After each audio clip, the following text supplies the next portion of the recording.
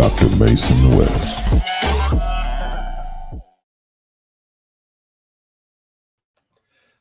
Welcome in to this episode of Bare Bones. I am, as always, Mason West, normally joined by either Danny Meehan, Kari Thompson. Both of them can't be here today.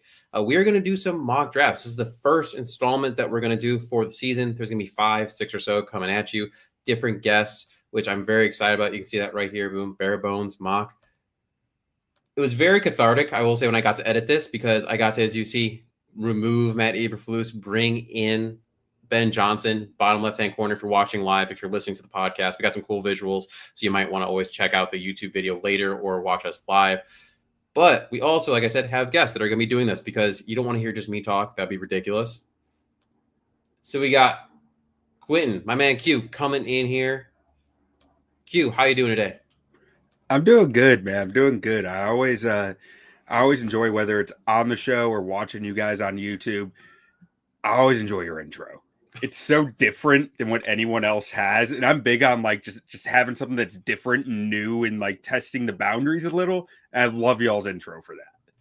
Thank you. I'm really pumped when I got it done. The individual who made it unfortunately has passed away. He was awesome. He combined exactly what I wanted, that kind of 90s Bulls vibe, but make it Chicago Bears, and I think it hit the nail right on the head. Yeah, that now that you say that, that feels right. Like that matches. That's the energy. I like it. But before we get into some of our mock draft here, I'm always so happy to have you on because the work that you do, which y'all do over at On Tap, is just fantastic. And having your perspective, especially, I know you have a key eye for O-line, and as we know, the Bears need O-line, and this is really the year that they're hopefully going to finally attack that. But before we get into that, there's a couple things that we should discuss. I want to discuss. First of all, today, Bears announced Virginia McCaskey has passed away at the age of 102 years old. I don't know how I feel about the whole thing, just because obviously, a great person, a great individual, what she was able to accomplish during her time as the owner. There's just not a lot of winning associated with that time. So it's, obviously you never want to hear of anyone passing away. But it definitely in theory should mean a different chapter for the Chicago Bears.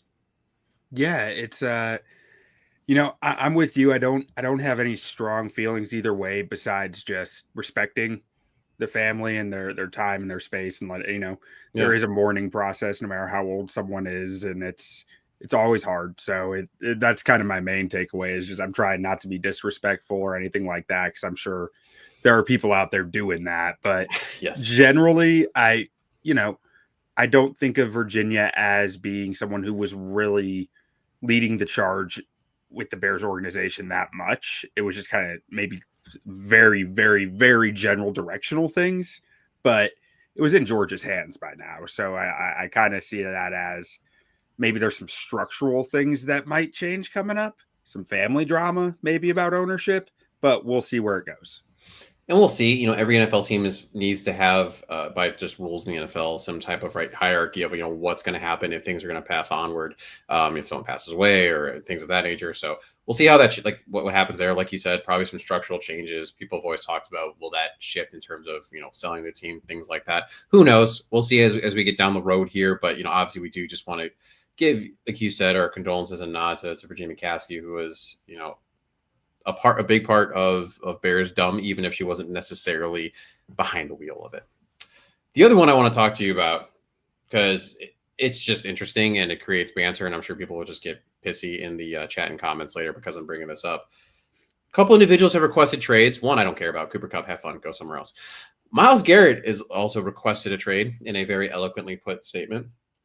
It's interesting because the Bears right now, kind of similar-ish to 2018 when they made a trade for Khalil Mack. Should the Bears even be sniffing around this, Q?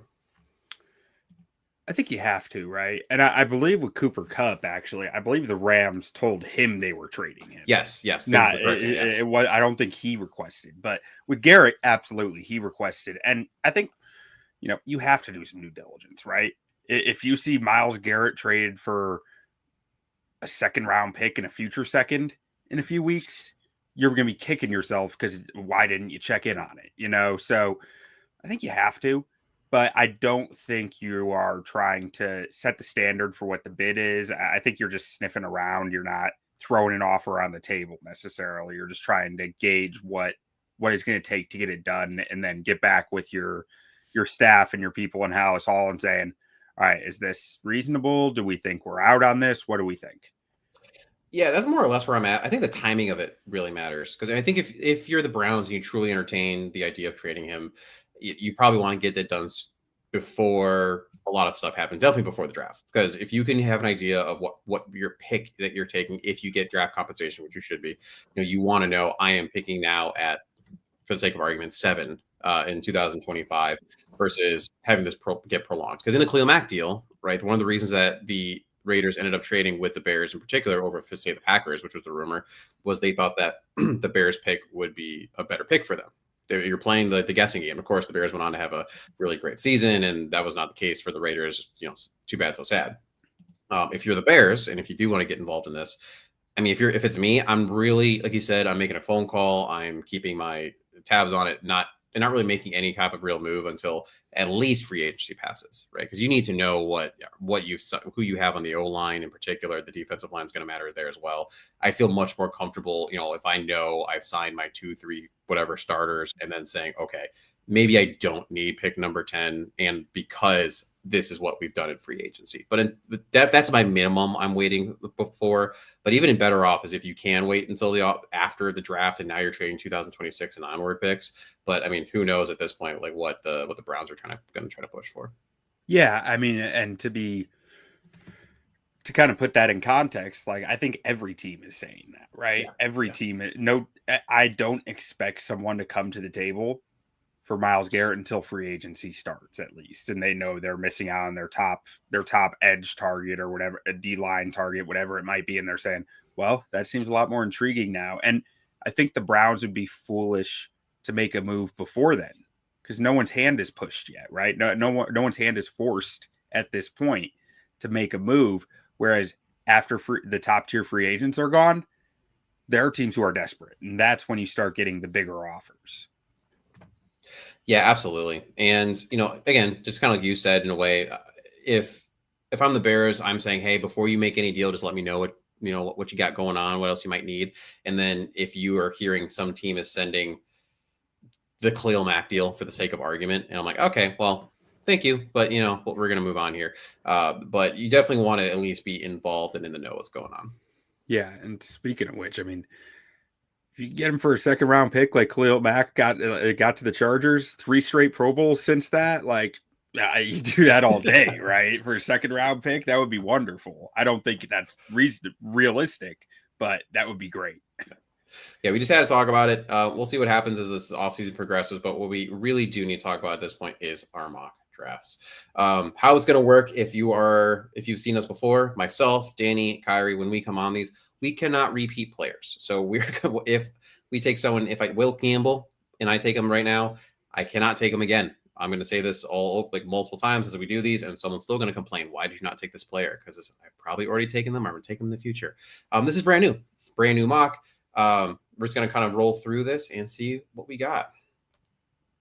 So first off, I traded immediately. I'll let y'all know. Will Campbell was gone. Mason Graham was gone. So, I'm sitting there. I was at 10. I didn't love who was there.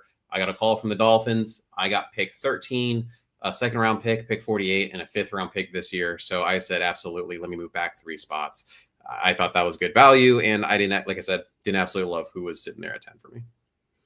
Yeah, I mean, I struggled with picking at 10, and I was like, should I trade back? How realistic is a trade back? Like, because in my mind, I'm sitting here going like, I feel like every team between like 8 and 12 is going to be looking to trade back. Exactly. So it's like, I don't know if the Bears are realistically going to be able to. So I didn't do it here, but like I wanted to. I was with you. And that's the thing that sucks. This isn't last year. You don't have a bunch of quarterbacks that are going to push talent down. You don't have a bunch of those positions that people are going to be banging the table potentially to trade up for.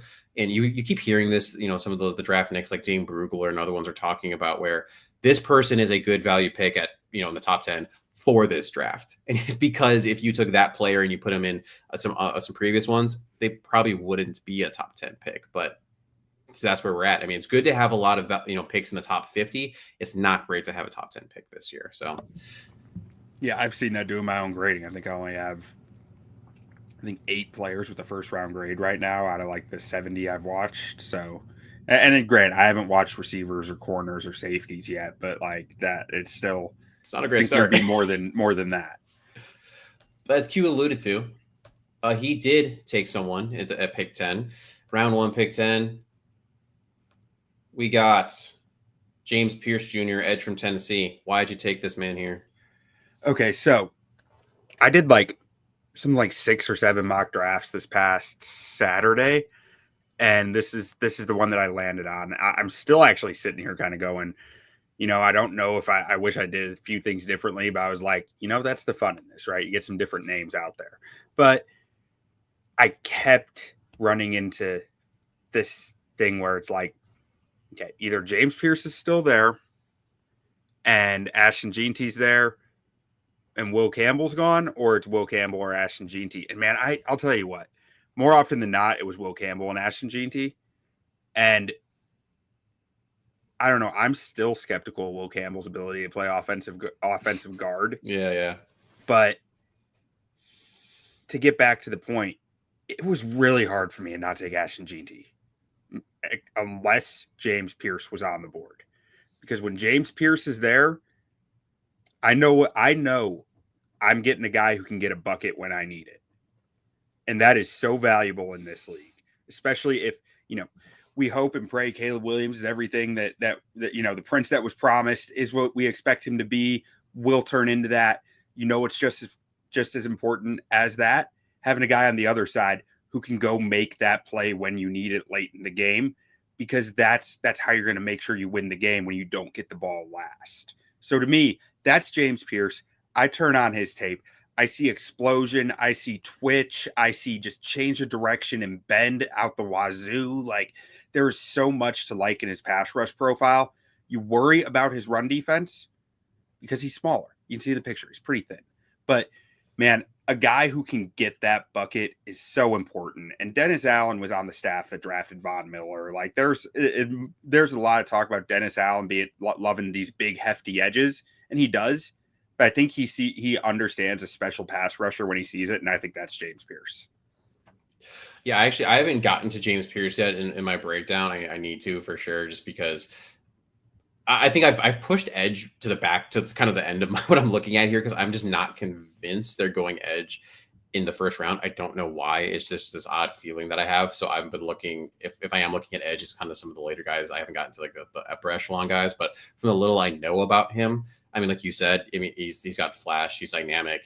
I mean, he's that guy that can go get you a bucket. And a little bit of the defense last year, I do think you have to kind of put an asterisk by in terms of the struggles that they had with Montez Sweat. He was hurt a lot of the year. He was, with the pressure he was trying to give. I mean, the pass rush just wasn't really there from the middle consistently. Gervon Dexter got there, but I think the Gervon Dexter, he lands more in the middle. He's not as bad as some people say. He's not as great as other people want him to be. And then you look at the other edge, there just wasn't anyone there. So, this makes sense. You need someone that can either generate pressure or at least clean up if you're getting pressure from elsewhere. Yeah. And so when I did this draft and made this pick, I hadn't watched much James Pierce tape yet. And then after I sent it to you, I was like, well, shoot, I should probably go watch some of this tape to make sure that I know what I'm talking about. And it locked it in for me. It fully sold me. I was like, the dude's different. Like, sometimes you turn on a prospect's tape and you go, that's just different than everything else I've seen. And he's right there as a pass rusher with just about as gifted of a first step explosion and just bendy as all get out. Like, there's a lot going for him, and there's college production to back it. It's not one of those guys who you're saying, but the production wasn't there. Why wasn't it there? Like, he produced at a high level in college, and I expect that as a pass rusher to continue in the NFL. And I do have to say, I feel like I have to say this every single year. It's February 6th, just to date this. We haven't gotten to all the prospects yet. It's just impossible. We have real jobs. We're not going to do that. In addition to that, so much is going to change. I mean, even just with the Senior Bowl, we've seen a big shift. I mean, we're using the PFF simulator, and whether you're using the PFF rankings or the public rankings, that's going to shift. I mean, as an example, back in 2000, I think this is 23, the Jahmyr Gibbs draft. This is my draft for the first couple rounds. I had Miles Murphy at pick 5. I got Zay Flowers at pick 20. I got Kalijah Cansey in the second, and I got Jahmyr Gibbs in the second, and then Matthew Bergeron in the third. None of that was even close to realistic, and that's just because that was the first mock back in, I believe, February as well, 3 years ago. This is all going to change. Yeah, and I mean, I'm thinking back to the last 2 classes because those are the last 2 classes I've done a lot of work on. And I'm just sitting here going, man, like, yeah, Will Anderson's got James Pierce. He's got his number as far as a prospect goes. But outside of that, I mean, I'm not sure there was an edge rusher in that class that outranks him. And then, like last year, Jared Verse, some people were high on him, more people weren't than we'll admit now. Like, there were a lot of people who soured on Jared Verse last year. I think James Pierce is a better pass rush prospect than Jared Verse. Jared Verse is a much better run defender, but James Pierce is the better pass rusher in my mind. And I wouldn't be shocked if James Pierce is gone in the top 6 picks. Like, I think he's going to have a rise here because he's so toolsy. And I think he's one of those guys that's just going to, like, flash really hard at the combine, and then people are going to start drooling just over that twitchiness, the bends, things like that. All right. So like I said, traded back 3 picks. I'm starting this, and I feel like I have to do this right now. I'm starting this by saying it depends on what you do in free agency. If you can sign 2 of, let's say, Trey Smith, Drew Dahlman, and a Zeitler, and you can go out and you can get an edge maybe too. You could get a Chase Young, a Josh Sweat, a Charles Omenihu, just listing a couple of guys, just someone who can put some more pressure on the pass rusher across. This pick, totally doable, makes sense to me. It's Ashton Jeanty, running back, Boise State. Now, I know a lot of people are going to talk about the lack of value of a running back, and this is very true, right? Running backs it's an era right now that they're just being depressed. But of course, last year, there's a little flip. You had Saquon Derrick get some solid contracts, and they really helped their teams. But this man, he's compact, 5'9", 215 pounds, compact, densely built frame, Maxwell Award winner, Doak Walk Award winner, unanimous All-American, 2-time Mountain West Player of the Year, and of course, Heisman Trophy runner-up. He rushed for 200 yards in 6 different games this season and surpassed 100 yards in every single game last year. Averaged nearly 7 yards per carry, at times even higher, and finished with 27 yards shy of Barry Sanders' single-season rushing record. His dominance as a rusher is pretty undeniable. It makes him even more valuable as a draft prospect, but it's also as a receiver. He held an 80 receptions for 862 yards and 6 touchdowns, proving himself to be a pretty do-it-all back. He's a home run hitter at running back, meaning at any moment he can break off an explosive gain. And in Jeanty's case, he possesses breakaway ability, but pairs it with a rare combination of power, agility, and vision. He's got elite contact balance. He doesn't get brought down on the first attempt. Patient runner, sets up blocks, so he's going to make an average offensive line look even better. And he's got that workhorse capability too. Now, there are some cons to him, of course. Pass protection needs refining. Lateral explosiveness to press and escape on inside run attempts can be better. Avoiding tackles and big hits, it's like he just eats it instead of just avoiding some. And is this a really good running back class? Absolutely. It is. You can't say, well, why are we taking a running back in the first? We can get someone in the third. Caleb Johnson's a name, Amarian Hampton, the list goes on.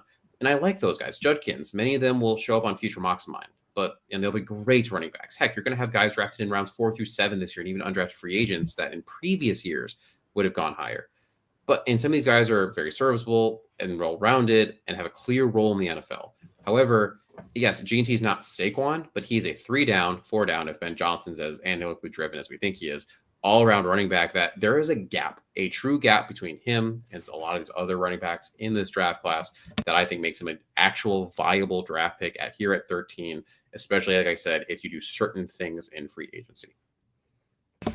Yeah, I said it earlier. I had a really hard time not taking Ashton Jeanty at 10. And right now, Jeanty is like the number 3 player on my board. My board's going to change. I still have players to get to. But he is one of the only guys I have a future all-pro grade on. Like, it's him, Abdul Carter, Mason Graham. Outside of that, I don't have a future all-pro grade. So, like, he's a guy who just – he speaks to me the way he runs the football. Like I want that on my football team, right? He's angry. He's got great leverage. He brings power. He brings speed, acceleration. He has some wild jump cuts in there and agility that just you love it. I'd be excited about Ashton Jeanty on the Bears. I have a hard time not being excited at the thought of it. I know there's the running back, no running back that early. Like there's bigger needs and all that, but I don't know, man. I see it with him. I really see it. And there's not many running backs who I've really seen it with, which may have more to do with an unrefined eye. If we had Danny Meehan on the show right now, I'm sure he'd be yelling at me about Bijan Robinson. But yeah, I love Ashton Jeanty. So no complaints here. All right, beautiful. Before we move on, quick break. We're going to come back and move on to the rest of this mock.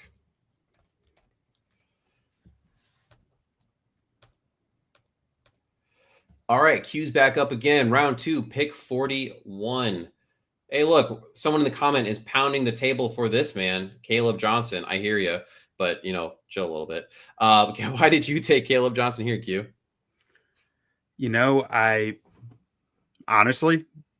I hadn't watched much of him yet. And I was like, I know people like him. I've heard some rumblings about him.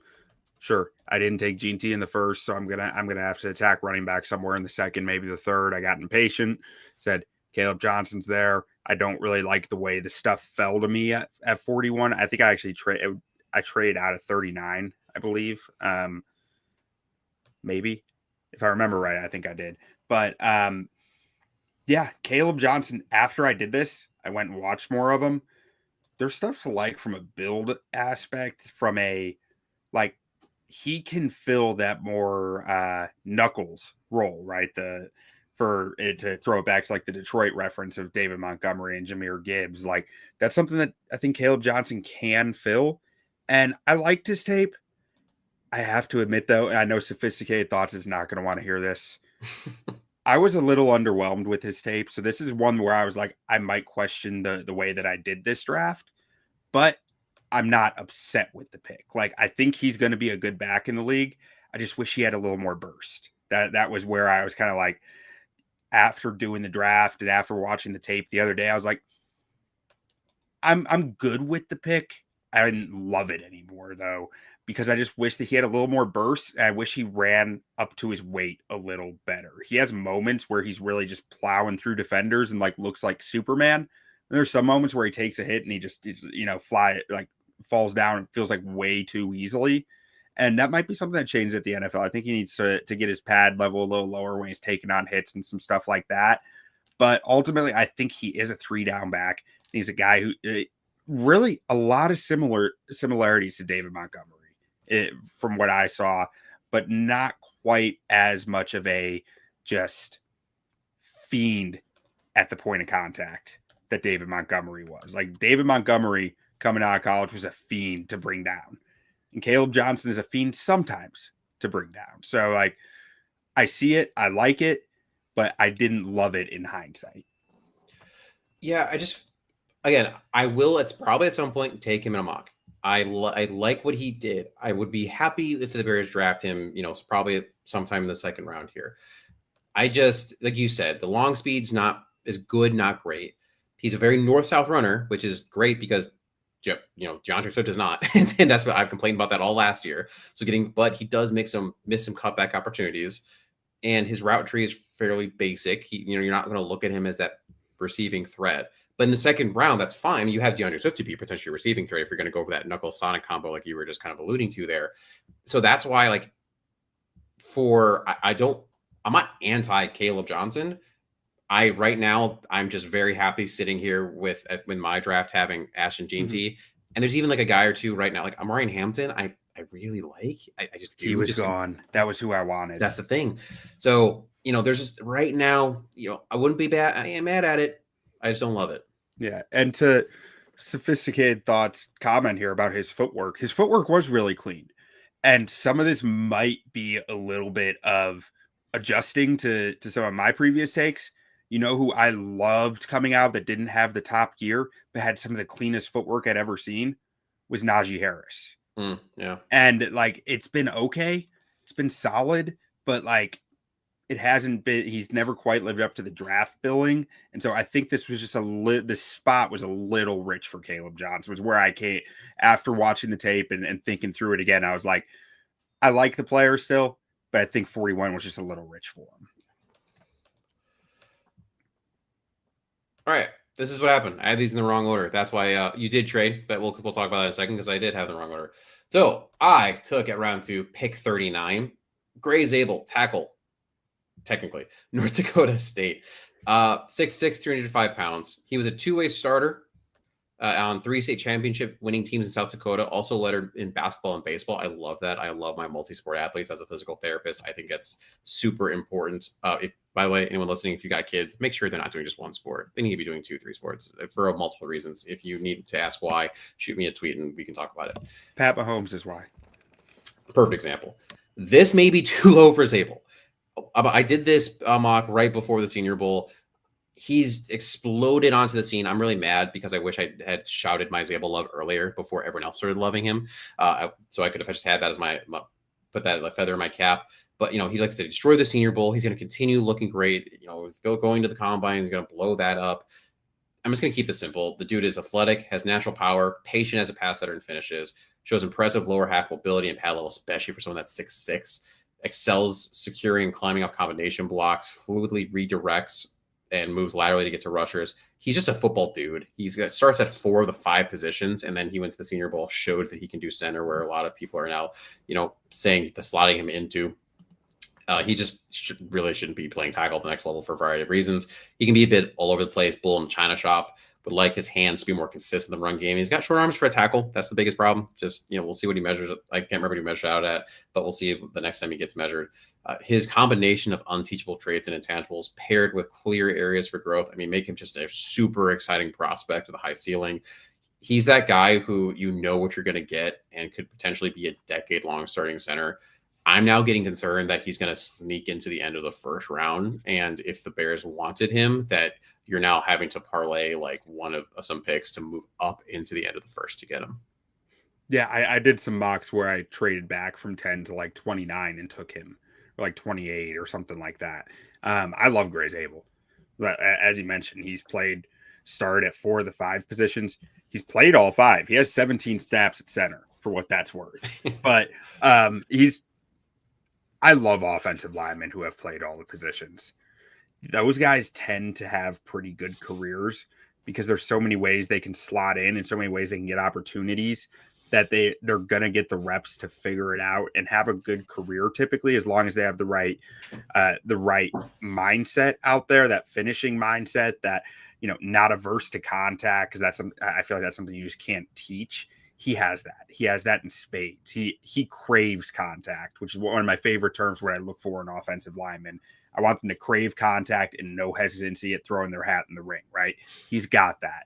And then he's athletic, right? Athletic as hell. He can move. He reminds me a little bit of probably just because of the jersey, honestly, but from the athleticism standpoint, it's almost a little bit like watching Cody Mock back when he was at North Dakota State, right? Yeah. But I think he's more polished than Cody was. Now, I think you're going to have some of the same issues coming in the NFL that Cody had of he doesn't really have a clue on pass protection because they don't really throw the ball that much at North Dakota State. But I trust he's going to figure it out. The guy he's figured out everything in his career at this point, including all 5 positions at North Dakota State. I'm not worried about it. I would be thrilled to have Gray Zabel on the Chicago Bears. Yeah, like you said, just the fact that you can play all 5 positions shows you're football smart, and that's what you need out of your center. That's probably the most important thing, right? Is can you be the guy that calls out protections, identifies the mic, and like you said, he's probably going to struggle at first, but that you bring him in, you see what he can do in training camp. You see, does he even start right away for you? Do you have, maybe you signed a Drew Dahlman. Maybe you brought in, you brought back Cody Shelton. I don't think Shelton's coming back, but that was just the first name that popped in my head because he's too small. He won't fit what Ben Johnson wants to do. But you have some veteran that you're like, cool, you're playing for now, and we're going to plug Zabel in eventually. And that could be, like I said, pretty quick. I think he'll be fine. But I just don't know. It's going to be tough, and you're going to need to do some finagling I think if you want to get him, because in a month he will not be available in round 2, I think. Yeah, no, I mean, I'm really questioning whether he's gonna get to that second round. So I'm with you there. Here's that trade you talked about, because again, I put this in the wrong order. You sent out pick 39, and then you had received pick 47 and fourth round pick 113. What was your thoughts moving back? I'm sure in the PFF trade calculator, I could have squeezed for more, for a decent amount more, but I don't know. This just felt realistic. I didn't pull out a calculator and actually check to see what the values were, but just based on memory of like where the Bears trade backs in the second round have been in the past, this felt like picking up a third or fourth round pick seemed about accurate. So that's just what I went with. Yeah. All right. So round 2, Q, you went with Donovan Jackson, tackle, Ohio State. Is he a tackle? Is he a guard? He's technically listed at tackle, but Yeah. I mean, I think he's expected to be a guard. I mean, he's both. Like, so he played offensive guard for, I think, for 2 straight years. He was the starter, and this was his 3rd year starting at offensive guard. And when Josh Simmons went down, Ohio State's left tackle, he slid out to left tackle, and he has played better at left tackle than he was at guard.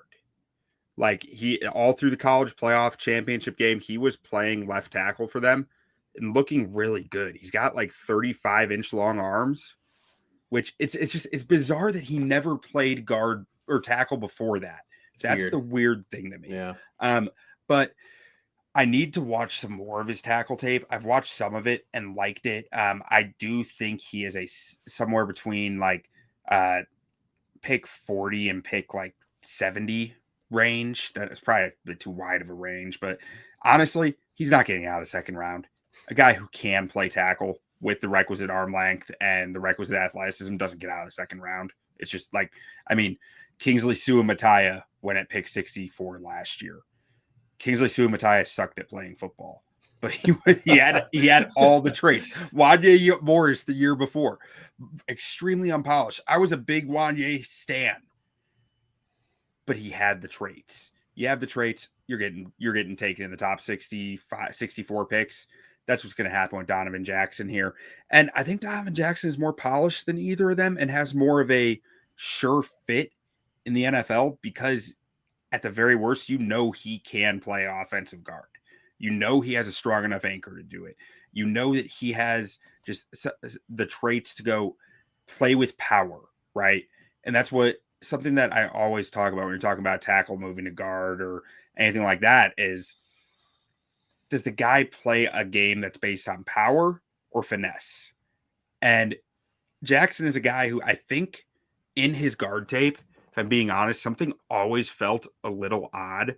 I think he was more comfortable playing a finesse game than a power game, but he showed he can play a power game in his 2.5 years of starting at Ohio State at offensive guard. So he has that going for him, that scheme versatility.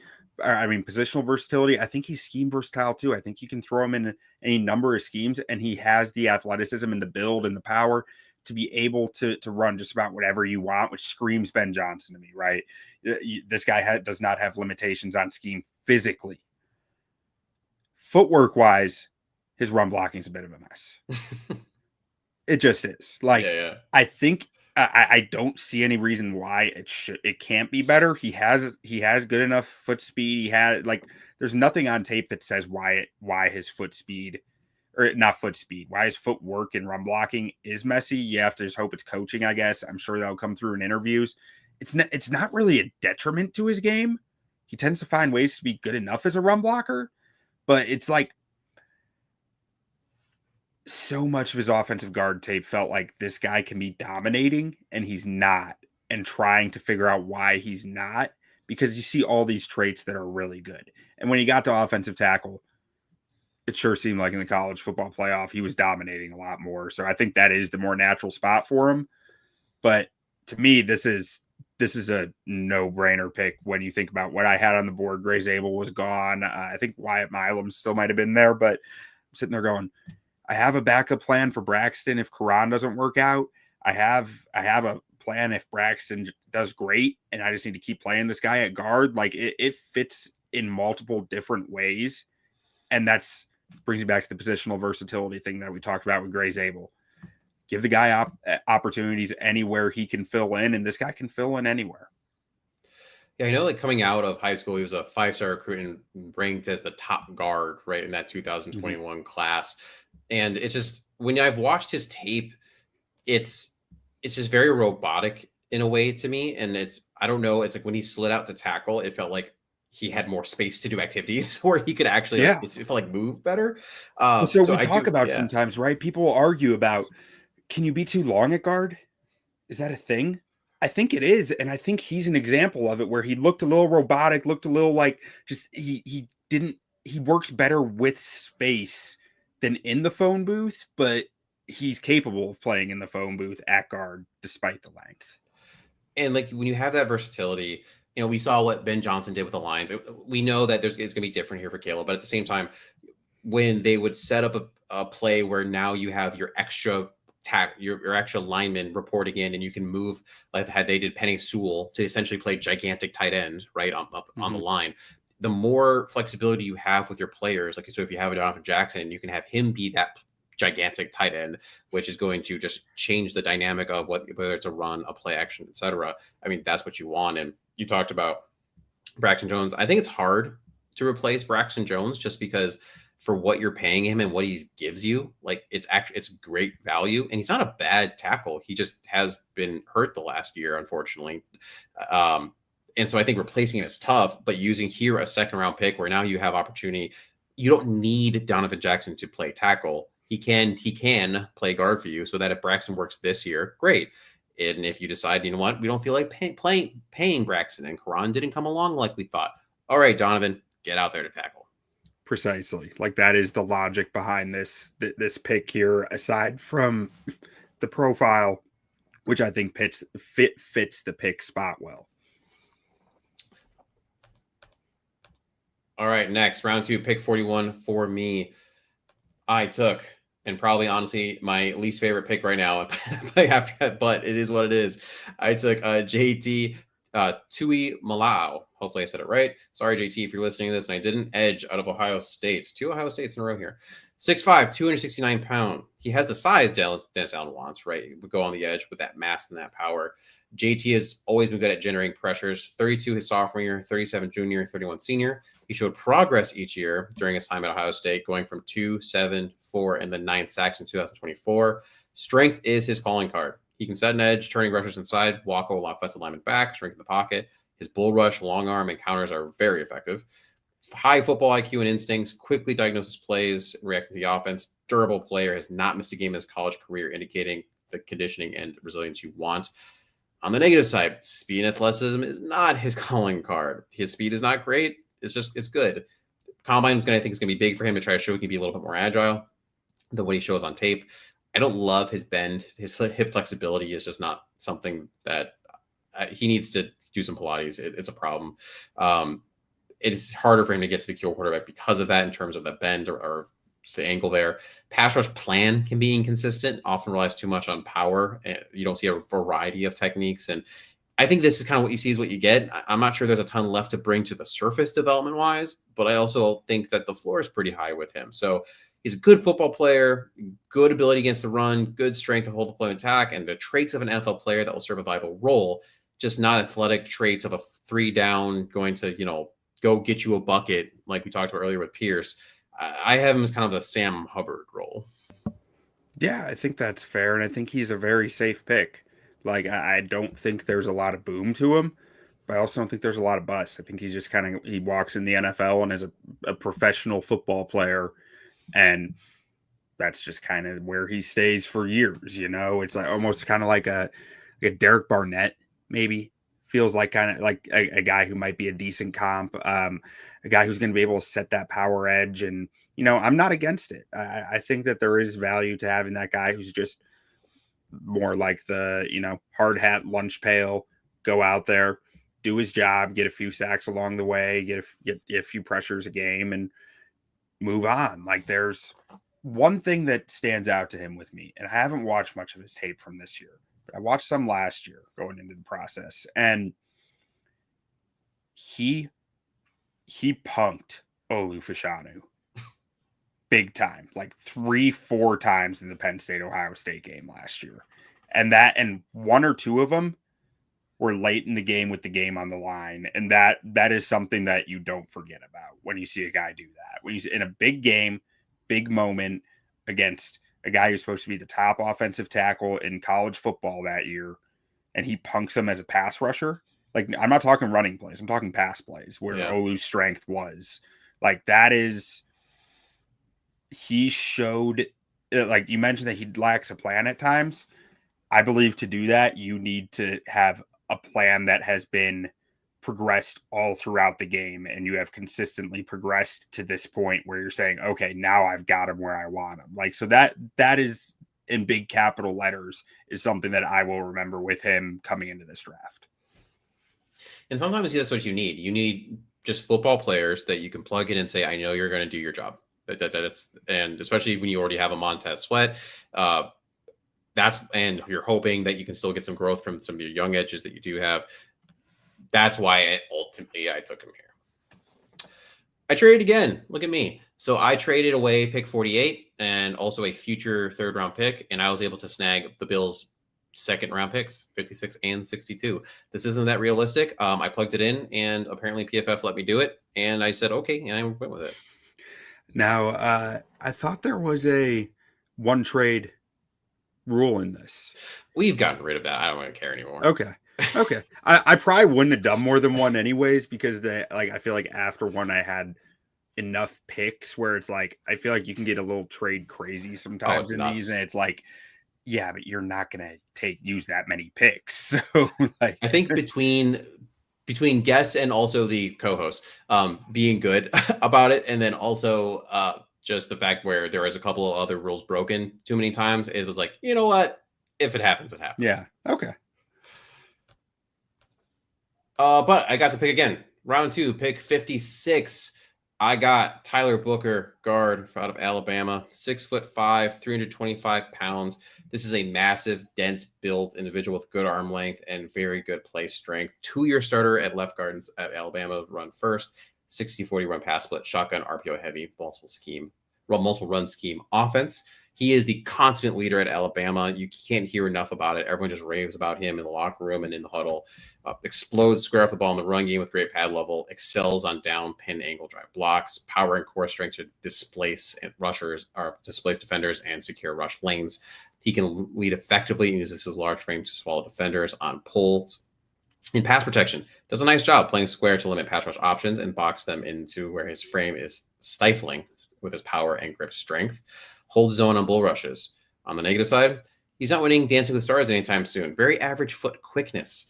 Can lose to counters more often than I would like, but that matters a bit less inside as long as you can hopefully get that first stop and not let immediate pressure. I saw Osiris Torrance when I was watching him.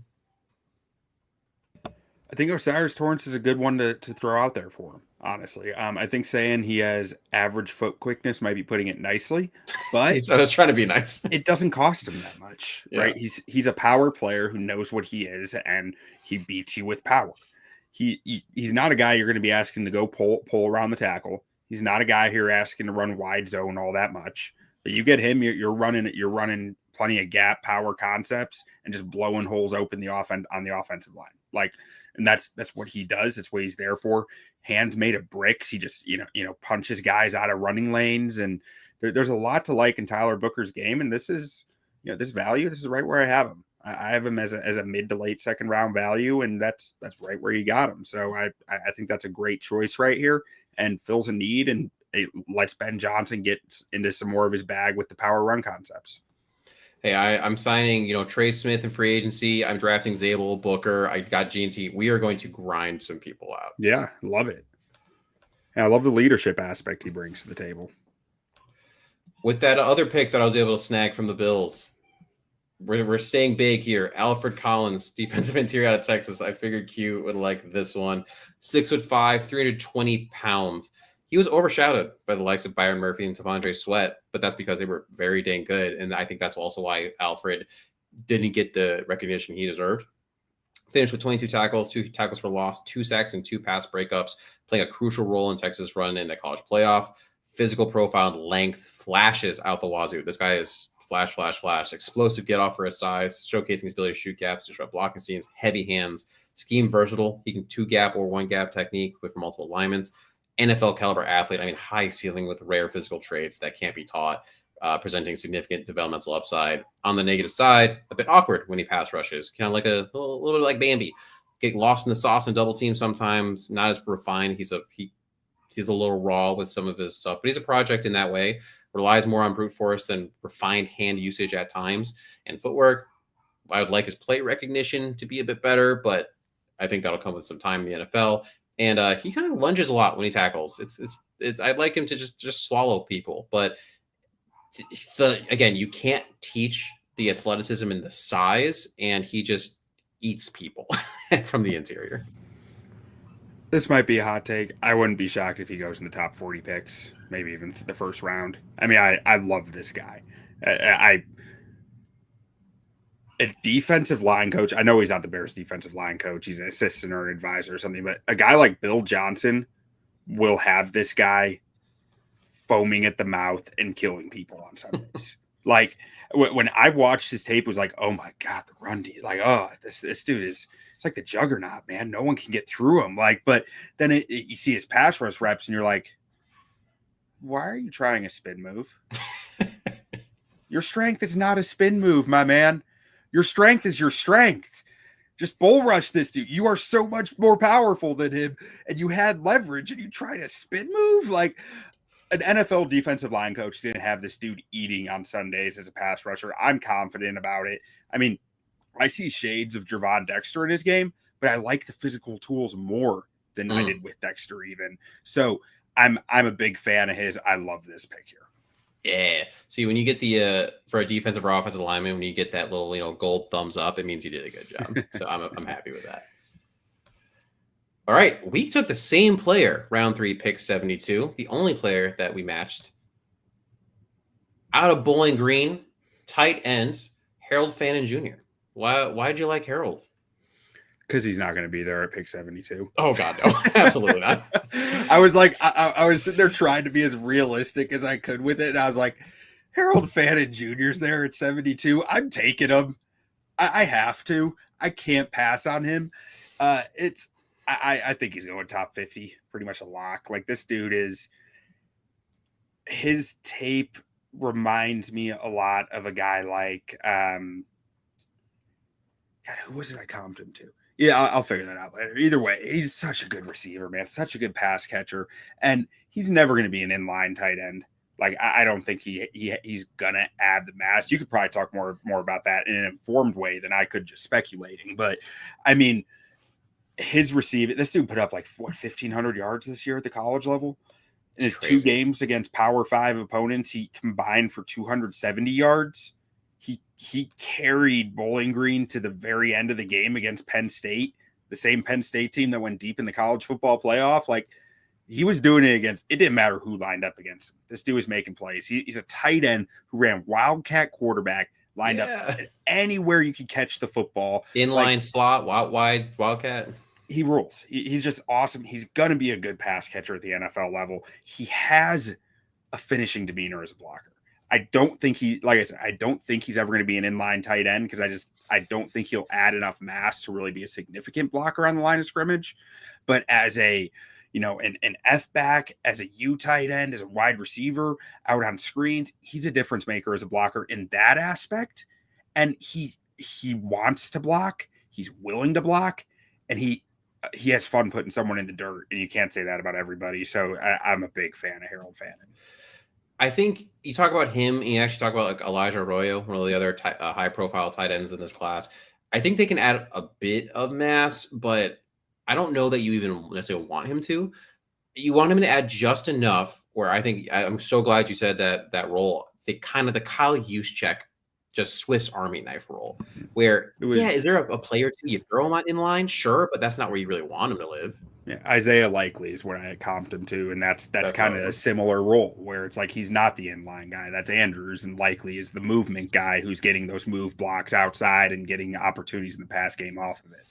Yeah, exactly. And because you have Cole Kmet to play your inline, and you were hoping this year Gerald Everett would be essentially this, and he just was a waste of space and was not a willing blocker, not willing to really play football. But like you said, you mentioned he set records at Bowling Green for career receiving yards with 1,700 and then touchdowns 12 by a tight end. 2024, he had featured 5 100-plus yard receiving performances, including against, you just mentioned, Penn State and Texas. Again, he had 145 yards against Texas A&M, excuse me.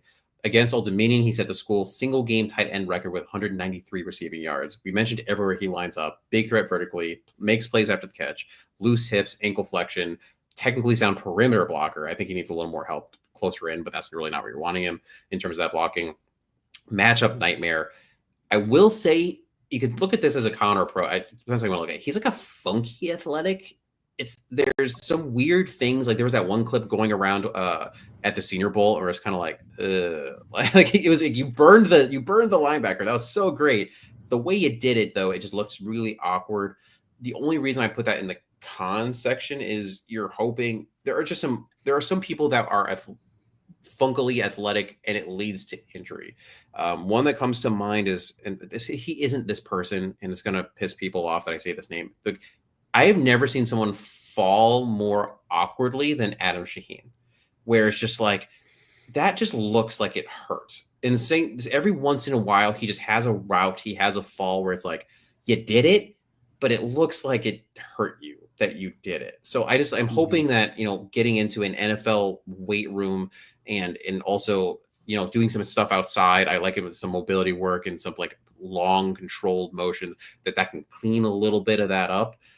Besides that, you just have to be creative with him because he does lack the traditional height weight that you would want for, like you mentioned, the inline, and then just struggles sometimes against press coverage with some limited hands usage. So, you have to be a little creative with that too. But again, if you're playing him more in the likely role, the use check role, that shouldn't matter quite as much.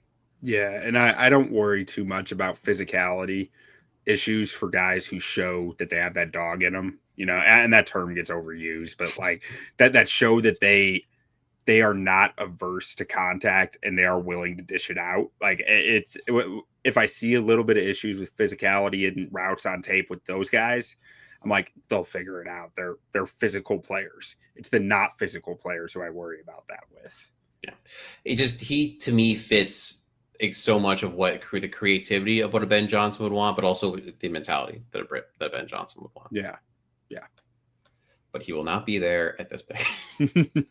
Round 4, pick 113. Q, you took Jordan Farmer, defensive lineman out of Florida State. Yeah, I'm pretty sure I got F for this one on the PFF simulator, but I don't care because I don't think this guy's making it to day 3. Get him in round 4. That is great value to me. I mean, Joshua Farmer, I think he's going a little overlooked because Florida State was so bad this year. Yeah. Especially after, being bad after big expectations. But, man, this guy's a brick house, man. Like, I mean, I'm not sure he's a full-time 1-tech, 0-tech in the NFL or anything. But, like, considering his sheer mass isn't like an Andrew Billings or isn't like a Michael Pierce, like a typical nose tackle. But the power that he still brings while still having some of that explosiveness, some of the so he's a very controlled football player, which is something, it's always an interesting thing on defensive line to me to see it, because so much of the time you're looking for the disruptors, the violent guys on the D line, and he's violent and he can disrupt, but like he does it in a bit more of a controlled fashion of like, I'm just strong as all get out, and I can do what I want out here, which is something that always appeals to me with a defensive tackle. And I think he showed that in spades at the Senior Bowl from the clips I saw, and his tape shows it in spades. He controls run lanes extremely well. There are some issues with sometimes you see him get out of balance. Maybe his feet might get a little close together and he's a little easier to tip over. But to me, this is a guy who is an ideal fit to pair with Andrew Billings and Javon Dexter on the Bears D tackle room, because he's a guy who can play the 3-tech and the 1-tech and the 2-tech and kind of get moved around the line and, serve different roles. And I don't know if he's ever going to be like a Pro Bowl football player out there, but I think he can be a really valuable part to a rotation where he is able to just be wherever they need him to be. This guy is just like chaos incarnate, where he just gets in the backfield and just ruins things. Like, Yeah. Which is crazy. I think you talked about some of that step issue, balance issue. I wonder. I think his conditioning needs to be a little better. I feel like sometimes as a game wore on, there would be a first step that was inconsistent, and then I think a little fatigue where he just couldn't maintain. And so I wonder, again, getting into a training camp, what that looks like and helping him with that. But if he's in that rotation, like you're talking about, I mean, we're in the 4th round here, with Billings, with Dexter, all that, I really would like a player like him in that rotation.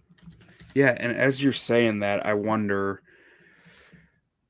how many snaps he played. Because conditioning, like people talked about Javon Dexter's conditioning coming out. Javon Dexter dang near led the country in snaps that year. So, amongst defensive tackles, Farmer, he's somewhat up there at 500, a little over 500 snaps, not a wild amount. So, yeah, there might be some conditioning there. Some, like you said, get him in the NFL training program is going to be a bit more targeted, probably a bit less of pure strength training, which, as evident on his tape, he clearly takes pride in. Yeah, I think he can improve there as well. All right, before we dive into the last end of some of these picks, round 5 onward, quick break.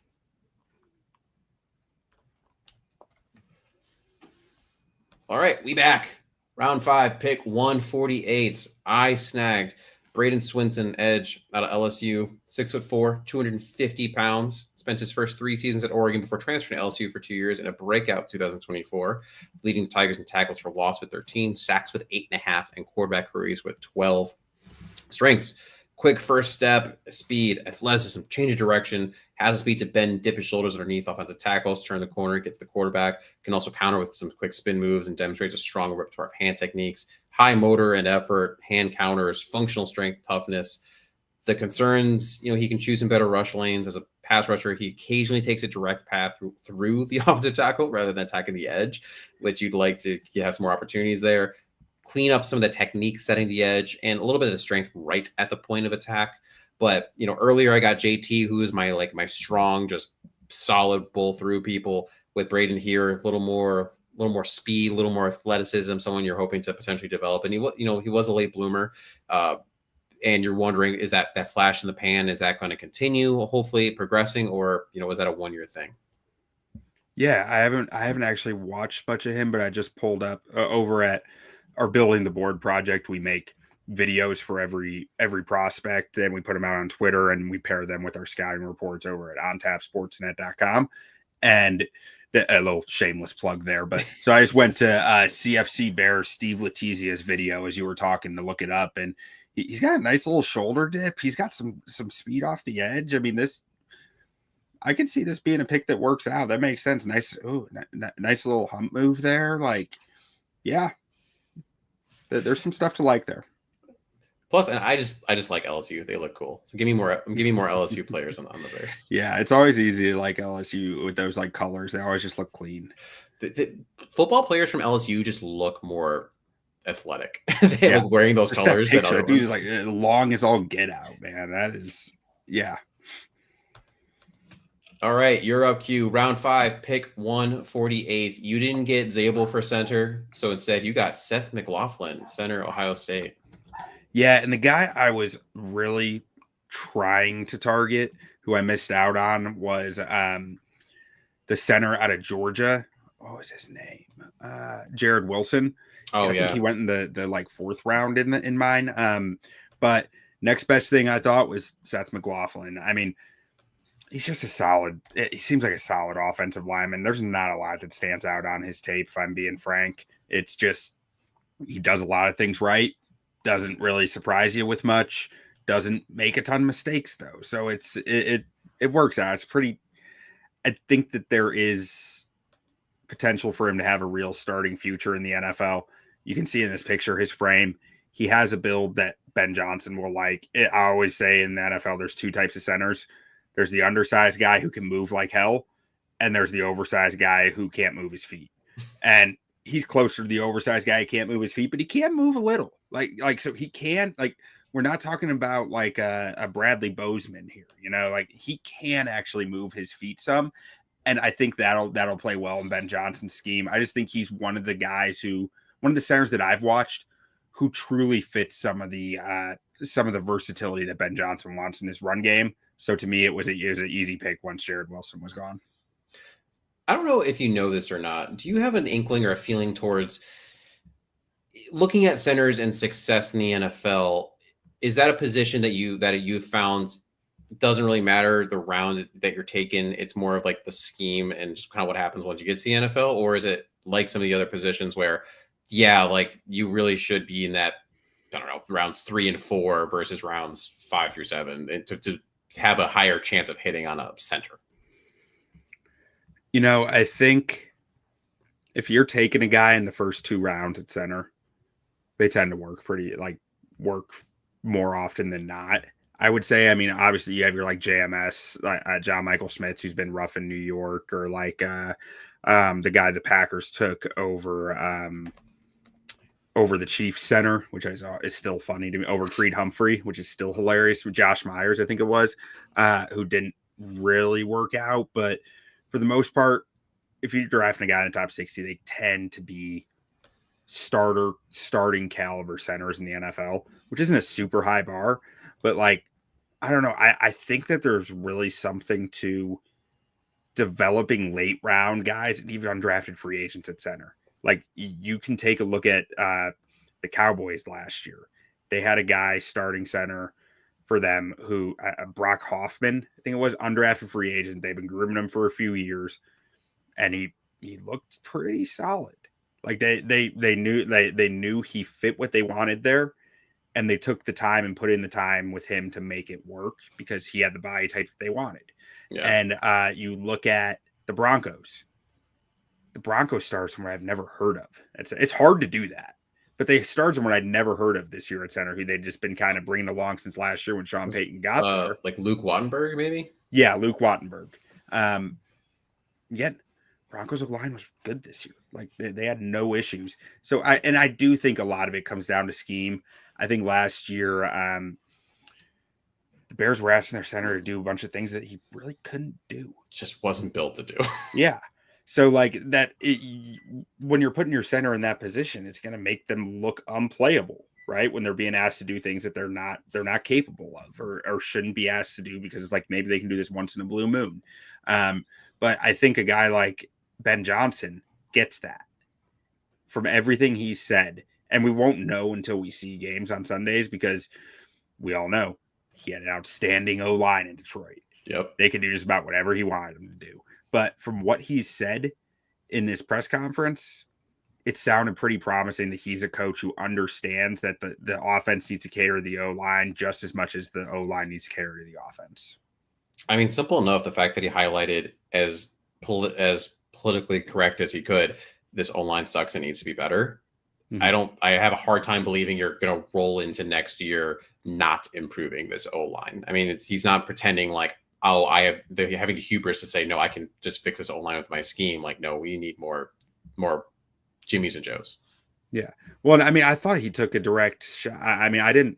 It's interesting that you said that was your takeaway from it, because my takeaway from it was much more that I'm sure it's just what words you're keying in on and what part of the press conference, but was more of like,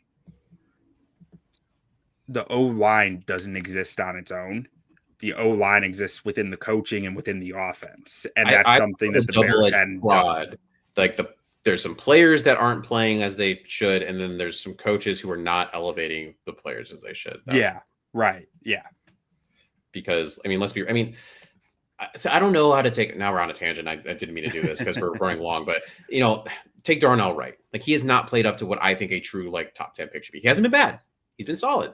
He's been like even like good at like dominant at times, but you haven't really seen like like consistent performances.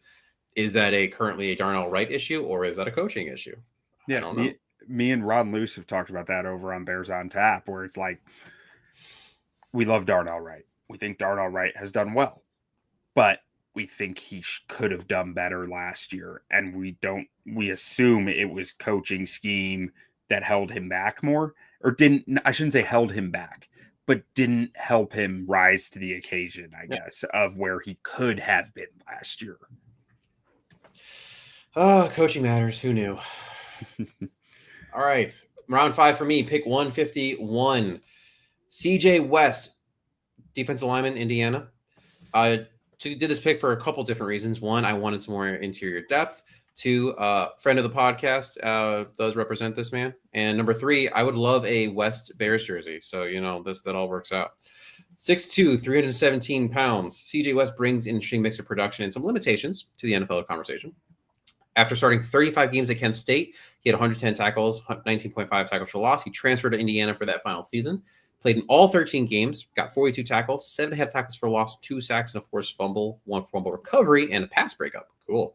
Initial burst off the snap can catch interior offensive alignment off guard, particularly effective when shooting gaps. His natural leverage to his compact frame really helps him there. Shows good lateral movement for his size and an effective spin move with the occasional pass rush. High effort player. You notice I have a lot of high effort players here. Willing to chase down plays. Versatile enough to line up in multiple techniques, offering some scheme flexibility. His snap reaction is not fantastic. It's Javon Dexter-esque in terms of what we thought that might look like. His hands land outside too often and lacks the length to recover. Some balance issues in tackling technique, which is problematic, leaves his feet too often. But we're in the 5th round. What do you expect? He brings the juice when he's turned loose. No pun, didn't mean to do that rhyme. In a single gap front, but some of his tape. Georgia, for example, high pad level, struggling to disengage, getting washed out in double teams. Put him in the 3 technique spot, let him pin his ears back and attack a single gap, and I think he's going to help you. Yeah, when he lands his hands inside, he has no problem shedding blocks. Like it's very impressive the way that he is just able to discard of blockers when he lands his hands inside. Like you said, when they're not landing outside, which is where you're giving the offensive lineman the position they want, and you can't really control the rep anymore. But that's about, like, I was just watching him again as you were talking about him. That was my biggest takeaway from that. I didn't see many issues getting off the football, but that was probably because I hadn't gotten to the negative portion of the video yet. So this was a guy who I knew that I was because I trust my fellow Billy the Board Scout, Steve Letizia. I trust him a lot on D-line and O-line.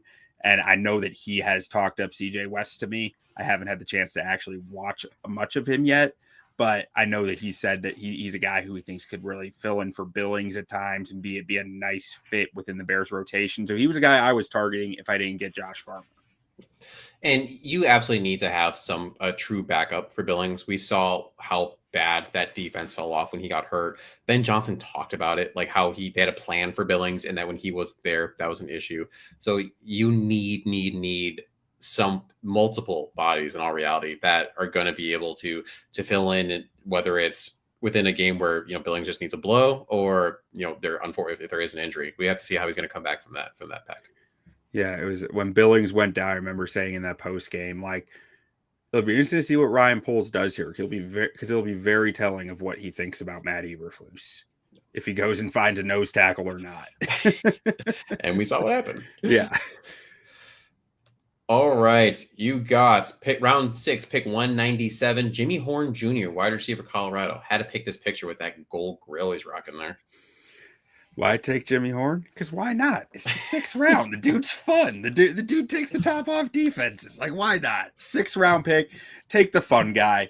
Jimmy Horn's fun. I'm not even sure if what he's gonna run. I know he found wide open spaces at Colorado.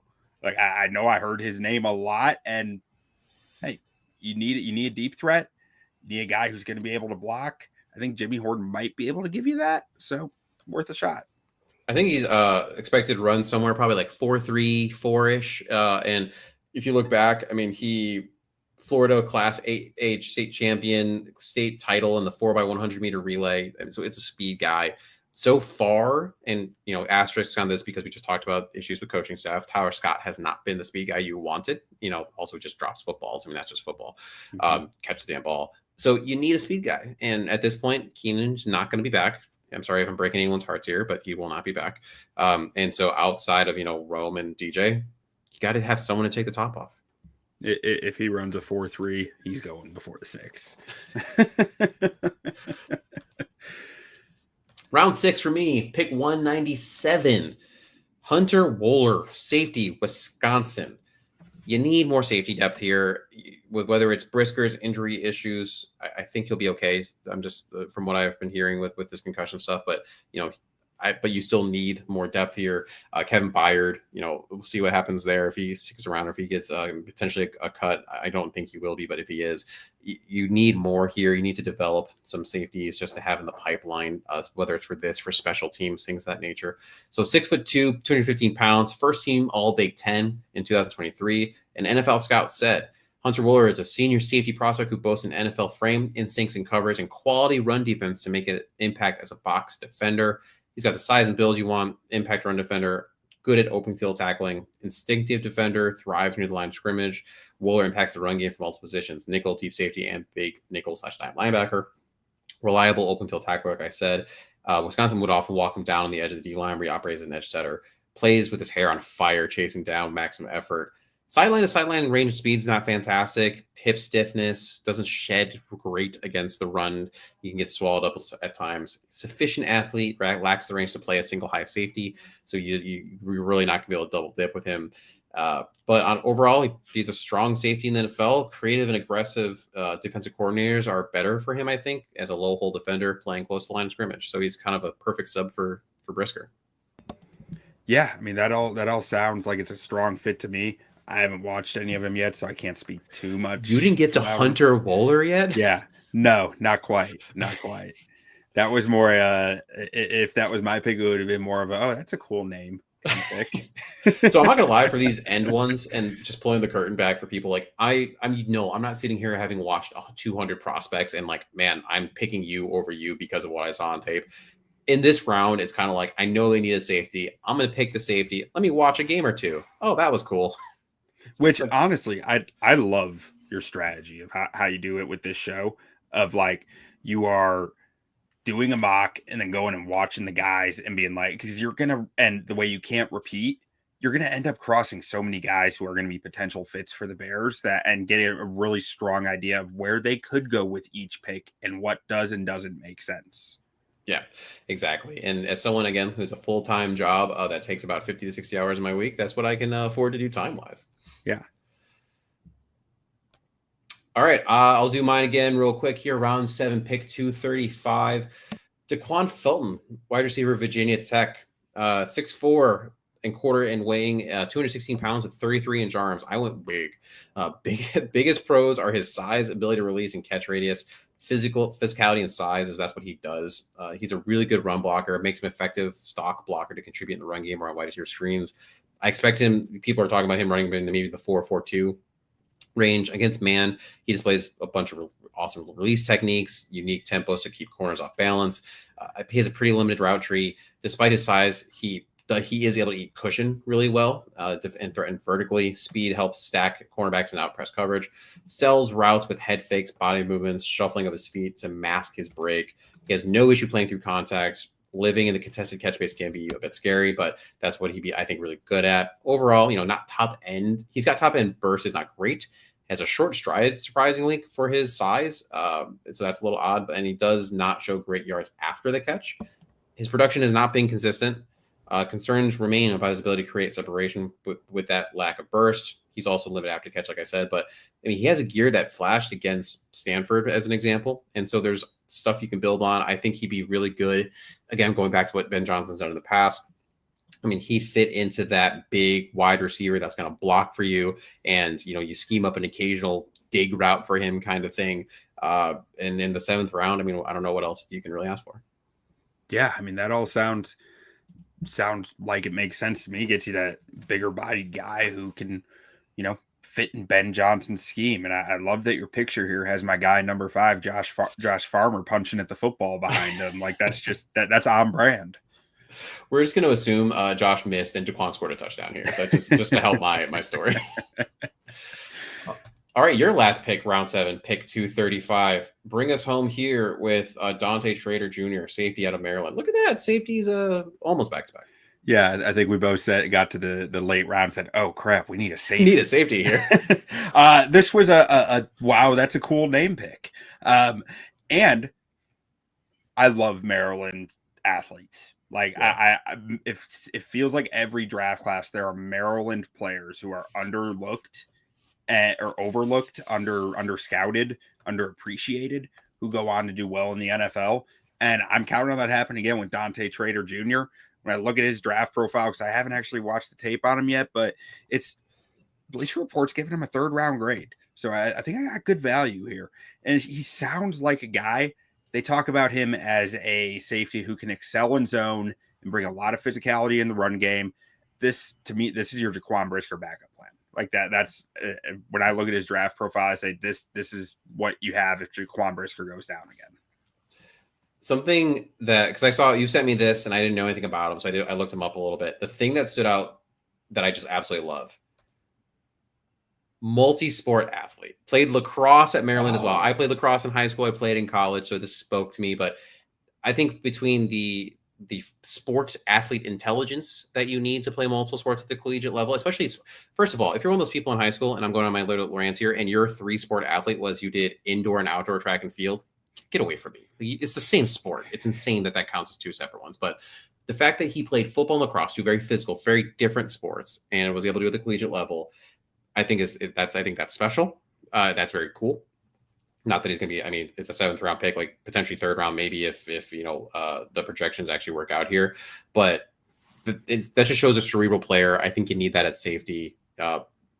High character guy, clearly is someone that is just going to be, I think he's going to be a solid NFL player. I mean, player who teams seek out and just has an extended career as long as you stay healthy, kind of thing. Yeah. I mean, that's a guy who, you're talking about a guy who played 2 different sports at a D1 level.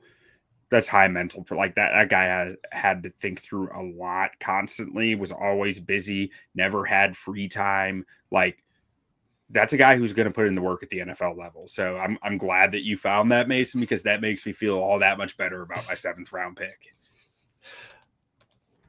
All right. Get through that. All right, that's what we got here. So just wrap this all up, I'll read through the picks here, and we'll kind of just do a final talk through what happened. So Q ended up with, in order, round 1, James Pierce Jr., round 2, Caleb Johnson. I'll probably say position, edge, halfback. Traded in order to get an extra pick here. Round 2, tackle / guard, Donovan Jackson. Round 3, who he won't be there, Harold Fannin Jr., tight end. Round 4, defensive line, Joshua Farmer. Round 5, center Seth McLaughlin. Round 6, wide receiver Jimmy Horn. Round 7, we got Dante Trader Jr. You got the team of juniors. Was that 4 juniors? Yeah. Meanwhile, I got in the first round, I traded back, got some extra picks. Ashton Ginty, round 2, center. I'm going to say center. Gray Zabel, round 2 again, edge, JT Tuamalalu. I'm glad I butchered that name. I apologize again. I traded a second time, which helped me get Tyler Booker and Alfred Collins, guard, defensive line, respectively. I also took in the 3rd round Harold Fannin Jr. Round 5, Braden Swinson, edge. Round 5, defensive interior CJ West. Round 6, safety Hunter Wooler, and rounded it out round 7, Daquan Felton. Yeah, I noticed your grades were a lot friendlier than mine, but it's neither here nor there. I don't do the mocks like you do it the right way. You do it where you say, like, how likely, based on what the tape I saw and what people are talking about, how likely is this player going to be there? I just say, like, oh, I know that. I'm pretty sure that player is good, or I've heard good things. I want to draft them so I have an excuse to go watch the tape. Let me take them. Gray Zabel, he's probably not going to be there round 2, pick 39. I mean, well, Alfred Collins I think is going to get higher. Part of it too is like I've largely avoided big boards so far this year. I've largely avoided the groupthink rankings, and that has made so I had like ideas of where I thought guys should be. Yeah. And I went with that, like with Donovan Jackson, and Harold Fannin was different, but like Josh Farmer, and like I knew where I want those guys to be. So I specifically sought them out because I haven't looked at many consensus rankings or other analyst stuff so far this year. Yeah. And that's in theory what you're hoping that an NFL scouting room and GMs and all that are doing is these are our rankings. And you're not going to listen to, well, Mel Kiper said, or whatever how you want to talk about it. And you make your own, and that's how you find those diamonds in the rough. That's where you draft someone in round 2 that the consensus had in round 5. I mean, the Bears got screwed by that. The consensus had, I remember, Juice Scruggs lower. I swear that was their plan. They wanted Juice Scruggs. And when he got taken, they had to pivot. I mean, you can talk about how successful Scruggs has been. That's a whole thing. But clearly, the Texans had them higher than consensus. That's what happens. Yeah. And it's interesting that we both took Harold Fannin Jr. at 72 overall. I got a D and you got a B-. Oh, I just noticed that. What? Okay. Apparently, my value is somehow still better than your value. Yeah, it must have just been a difference in the time where we did the draft. Like a few days can make a big difference at this time of year. Yeah. But, everyone, thank you for joining us. Our 21 minutes talking about all these players. We appreciate you sitting around and being a part of this. Keep coming back. Like I said, I will have different players for every single one. We're going to have different guests in. We'll have sometimes, Danny and Kyrie will be back for some future pit drafts. And then we're all going to round that out with our final one the week before the draft, where we do our live mock draft. We're going to have the PFF simulator up. Last year we had the chat vote, and you could, be part of the war room kind of thing. We'll try to bring that back. I hope I can make that more efficient. But Q, thank you for joining me. I know you already did a shameless plug, but you got to do another one. Where can they find your stuff, and why is it so important to tune into what you on Tap Sports, all that are doing? Yeah, I mean, check out Building the Board. It's over at ontapsportsnet.com. We also have a homepage for the project this year on a separate platform where you can find links to all of our mock drafts, all of our podcast links, all of our scouting reports, our highlight videos that we put together for each scouting report out on Twitter.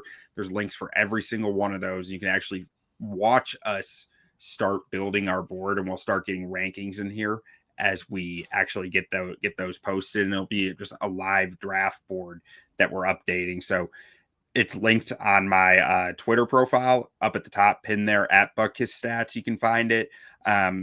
Linked right there if you want to find that home landing page. And if you're just looking for the reports, ontapsportsnet.com is your place to go. And I'll be live with one of our scouts, Nick DeMeo, in about an hour and change to talk about the linebackers in this year's draft class. So if you're still around YouTube, check us out. Man, 2 podcasts in one day. You're doing heavy lifting today, sir. Yeah, it's it actually hasn't been that out of the norm for me the last year. So it's one of these days I'll get it down to one or two a week instead of the 3 or 4 I've been grinding at. Jeez. I'm gonna plug something for you because I absolutely love it. Right, it's that off-season simulator essentially that you do. It's just an impeccable Excel sheet where you download it and you can go through every step of the offseason, make your cuts, make your free agency ads. I mean, it's just so cool that you can, click on Trey Smith, plug it in. It does the money part for you. That bugs me for some other simulators. Like, I'm not smart enough to do the money part. It hurts my brain.